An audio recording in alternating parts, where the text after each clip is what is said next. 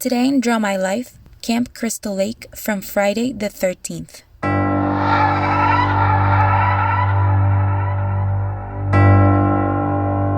In 1958, on the last night of the Crystal Lake summer camp, counselors laughed and sang around a bonfire. Barry and Claudette had started dating and went away to spend some time alone. They didn't realize that someone was observing them. While they were kissing, they were attacked and murdered in cold blood. Camp Crystal Lake was founded by the Christie family in 1935 and had never suffered any kind of issue until, in 1957, a young boy drowned in the lake. On the following year, after the murders, the camp was shut down. After several failed attempts of reopening, in 1979, the Christie's son finally set out to open it again. Annie was one of the young women who was going to work at the camp that year as a cook. She didn't know how to get there, so she stopped at a coffee shop in town to ask for the way to Camp Crystal Lake. The people at the place looked at her strangely. One of them, a truck driver, offered to drive her to the camp. Before getting on the truck, a man known as Crazy Ralph warned her that if she went to Camp Blood, she wouldn't come back since the place had been haunted for over 20 years. Annie ignored the warning and got on the truck. Meanwhile, on Crystal Lake, Steve Christie and Alice Hardy were getting the camp ready. However, she wanted to leave camp and go back to California to fix things with her ex-boyfriend and to resume her work as an artist. Steve, with whom she had started some sort of affair, convinced her to stay at least until Friday the 13th. Alice agreed, until Friday. Afterwards, she'll leave. Up next, Steve left to town to pick up some materials. The rest of the counselors started to arrive. Jack, Ned, Marcy, Brenda, and Bill. Everyone continued to set up the camp, and when they were done, they went for a swim at the lake. There, prankster Ned pretended to drown himself to give his friends a scare. Annie still had a bit of a way to get to camp, so she hitchhiked and got into another van. She would talk and talk until the car started to speed up a lot. Annie, surprised and frightened, seeing that the vehicle was not stopping, opened the door to jump out of the moving car. However, the kamikaze driver began to chase her through the forest until he cornered her against a tree and slit her neck, causing Annie to bleed to death. Meanwhile, back at the camp, unaware of what had happened to Annie, Alice was in a cabin when she was surprised by Crazy Ralph. The girl screamed frightened, and the rest of the counselors came to see what was going on. The man warned them that the camp was cursed and that they were all going to die. Given the disbelieving reaction of the counselors, Crazy Ralph got on his bike and stormed off. Hours later, while the rest were occupied on their tasks, Ned investigated the camp's buildings, and suddenly, he saw how a person was sneaking into one of the cabins. Puzzled, he went to see who it was. When night fell, a thunderstorm began. Jack and Marcy, the couple, had gotten inside a cabin away from the rest. In the main cabin, Alice, Bill, and Brenda were playing an adult version of Monopoly. They had fun and laughed a lot. Alice was starting to grow fond of Bill. After various rounds of the game, Brenda decided to go to bed, and Bill went over to make sure that the generator was working. Once in bed, Brenda was reading when she suddenly heard the voice of a little boy crying for help, to which she ran out to see what was happening. She saw that the lights of the bow and arrow field were on, so Brenda got close to investigate.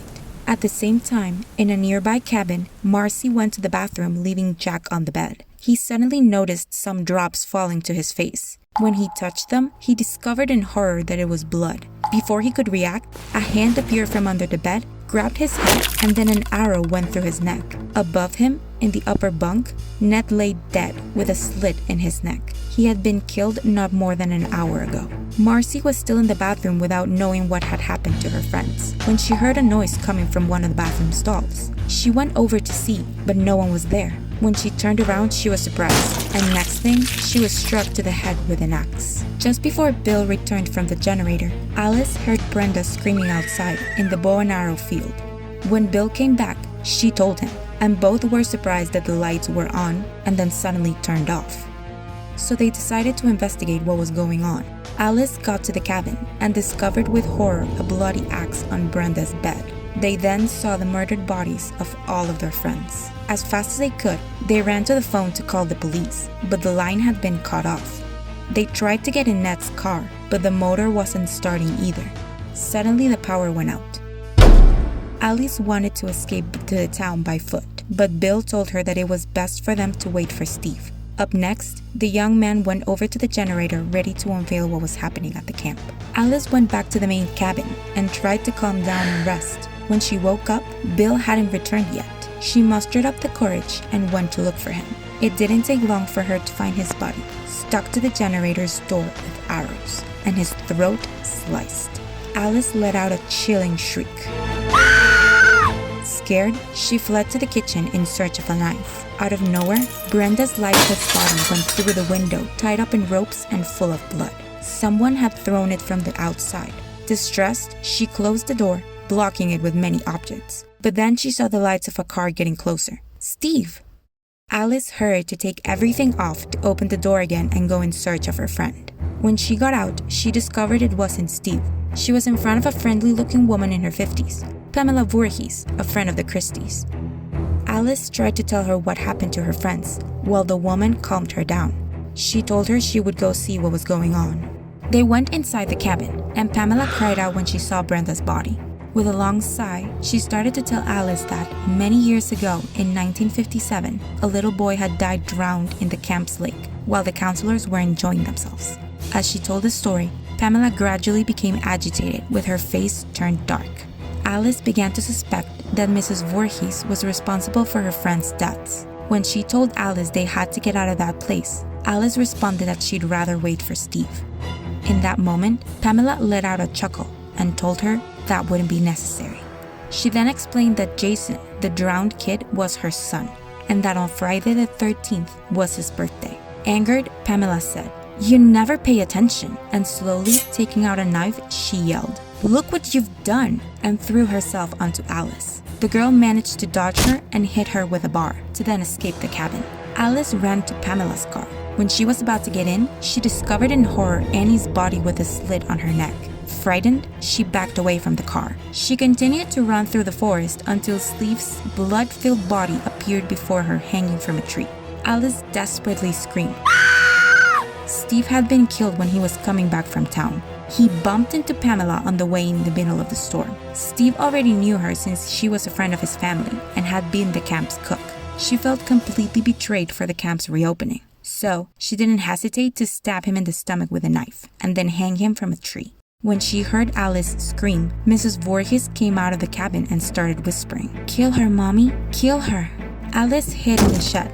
With the help of a shotgun, she tried to open the drawers that had ammunition, but Pamela entered before she could get it done. Alice pointed the shotgun at her. The woman whispered again, "Kill her, Mommy, kill her." And then she pounced on the girl. Alice hit her with the shotgun and everything she could find in the way. Finally, Pamela cornered her and began to hit her with all her might. Alice recovered and hit her back, stabbing something in her leg. This way, Alice took the opportunity to run away and hide in the food pantry. Suddenly, the doorknob started turning. Afterwards, Mrs. Voorhees started banging the door with a machete until she got it open. She attacked Alice with a knife, but the girl hit her back in the head with a frying pan, leaving her unconscious and with a puddle of blood beside her head. Alice left quietly. She went into the darkness of the lake.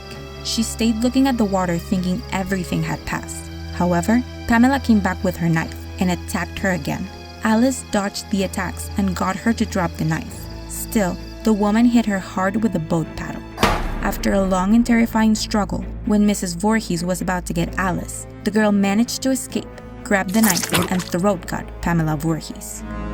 The following morning, Alice woke up in a boat in the middle of a lake. From the shore, a police car was looking at her. When Alice got up to ask for help, a creature emerged from the depth of the lake, covered in mud. It grabbed her and threw her into the water, drowning her. Afterwards, Alice woke up in the hospital. She was very scared and in pain. She asked the police officer if any of her friends were alive, but no, they were all dead. Police officers also believed that she had died when they got her out of the water. Alice asked for the kid, Jason, who emerged from the waters and attacked her. However, they told her that there was no boy, that no one had seen anything. Alice said, "Then he's still there."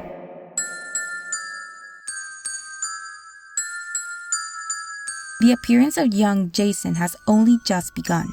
Every Friday the 13th, he comes back thirsty for blood, but he grows over the years and becomes much more powerful.